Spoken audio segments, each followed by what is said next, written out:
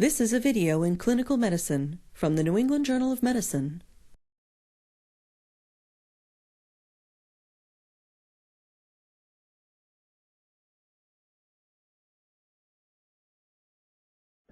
Incision and drainage is the primary therapy for cutaneous abscess management, as antibiotic treatment alone is inadequate for treating many of these loculated collections of infectious material. Most localized skin abscesses without associated cellulitis can be managed with simple incision and drainage and do not require antibiotic treatment. Cutaneous abscesses have been described in all areas of the body, but are most commonly found in the axilla, buttocks, and extremities. This outpatient procedure is appropriate for many office settings, as well as for urgent care and emergency department practice environments. Diagnosis of a skin abscess is the first step in a successful procedure. This can be accomplished in 3 ways. Physical examination of the affected area will often allow diagnosis of an underlying abscess based on swelling, pain, redness, and fluctuance. Spontaneously draining skin abscesses are also amenable to diagnosis by physical examination alone. Needle aspiration of a suspected skin abscess can assist the clinician in making the diagnosis of a localized abscess when results of physical examination are equivocal. Bedside ultrasound is a valuable adjunctive tool for identification of localized areas of fluid under the skin that may represent isolated areas of infection. An abscess that is diagnosed in one of these 3 ways may be appropriate for incision and drainage if it is larger than approximately 5 millimeters and found in an accessible location. Extremely large or deep abscesses in areas difficult to anesthetize may be more appropriate to treat in a formal operating room setting. Abscesses of the palms, soles, or nasolabial folds can be associated with complications and may require consultation with an appropriate specialist. Incision and drainage is not indicated for cutaneous cellulitis without an underlying abscess. The need for preoperative antibiotics for conditions such as abnormal or artificial heart valves may require reconsideration of the timing for the procedure. Input from an appropriate specialist may be important for areas of the body with cosmetic concerns because of the expected scar formation after an abscess drainage. Appropriate universal precautions for potential exposure to bodily fluids should always be used. Materials needed for the incision and drainage of an abscess are similar to those needed for a laceration repair. A pre-assembled laceration kit may contain many of the necessary items. For preparation and anesthesia, obtain a skin cleansing agent, sterile gauze, local anesthetic, and a 5 to 10 milliliter syringe with a 25 to 30 gauge needle. 1% lidocaine is an appropriate anesthetic for this procedure. Lidocaine with epinephrine offers advantages such as reduced bleeding and an extended duration of action, but is typically avoided in areas with a single blood supply. Bupivacaine is another option that offers an increased duration of action for the anesthesia. Items important for the incision and drainage itself include a scalpel blade with handle, a small curved hemostat, normal saline with a sterile bowl, and a large syringe with a splash guard or a needleless 18-gauge angiocatheter for irrigation of the wound. Swabs for bacterial culture, wound packing material, scissors, gauze, and tape should all be available to complete the procedure and dress the wound. Obtain informed consent by discussing the risks and benefits of this procedure, including pain, bleeding, and scar formation. Wash your hands with antibacterial soap before beginning the procedure. Protect yourself from exposure to bodily fluids, as many abscesses are under pressure. A face shield and gloves should be used. Place all equipment on a bedside table that is easy to reach. Position the patient so that the area for drainage is fully exposed.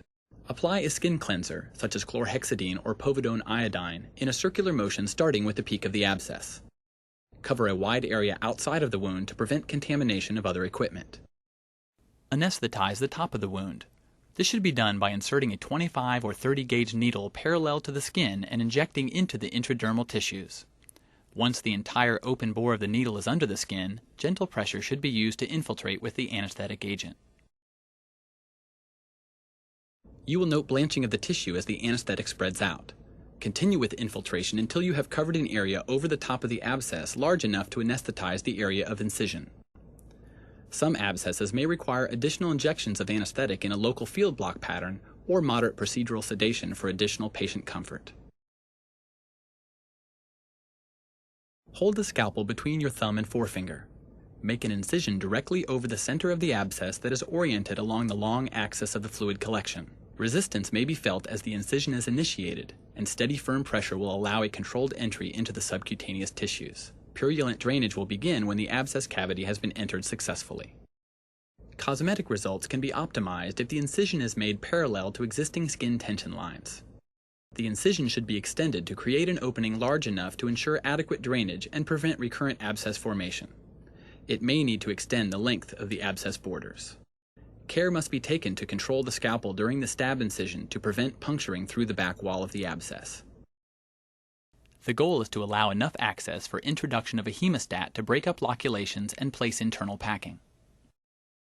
Use a swab to obtain a sample from the interior of the cavity for bacterial culture.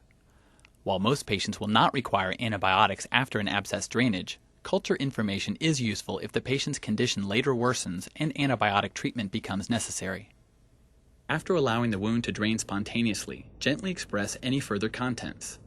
Additional injections of local anesthetic may be helpful during this portion of the procedure if there is significant patient discomfort.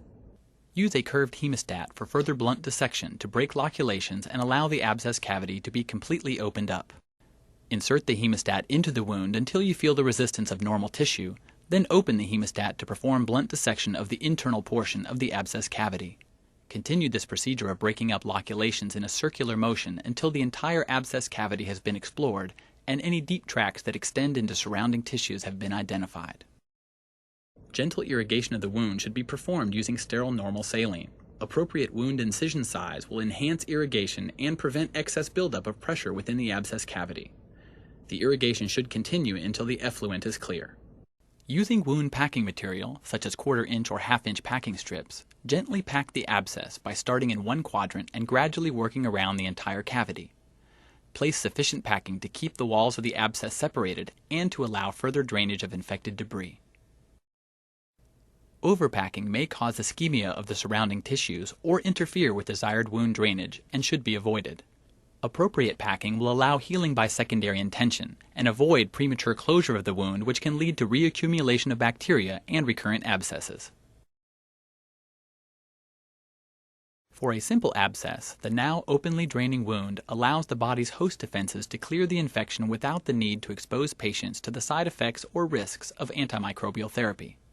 After most incision and drainage procedures are performed in healthy patients, antibiotics are not required. Patients with extensive cellulitis beyond the abscess area or with significant comorbidities may require supplemental antibiotic treatment. Providers are encouraged to use their local bacterial culture susceptibility data to guide any such empiric therapy. Community-acquired methicillin-resistant Staphylococcus aureus has garnered heightened attention because of increasing prevalence in skin infections. It is imperative to know and follow your regional management guidelines for this pathogen. Cover the abscess wound with a sterile, non-adherent dressing. Topical antibiotics have a limited benefit and are not required. As with any wound, be certain that the patient's tetanus immunizations are up to date. All abscesses should have packing removed in a few days, and most patients with wounds that have packing in place should be scheduled for a return visit for follow-up and packing removal 2 to 3 days after the procedure. Patients should be given written instructions telling them to return earlier if there are any signs of worsening. On subsequent visits for wound care, packing should be removed to allow assessment of the ongoing healing by secondary intention.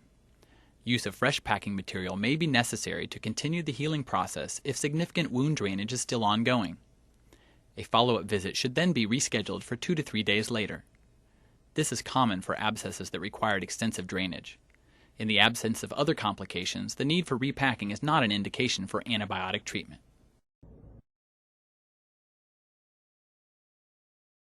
The acidic environment of infected tissue leads to difficulties with adequate anesthesia provided by local anesthetic agents.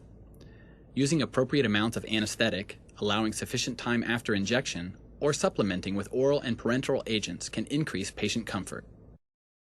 Finally, additional complications to watch for include the progression to surrounding cellulitis, development of a fever, or other signs of clinical worsening. These may prompt consideration for repeat incision and drainage of an abscess or the need for antibiotic therapy. Most abscesses will respond well to simple incision and drainage and will not require treatment beyond packing changes and local wound care practices.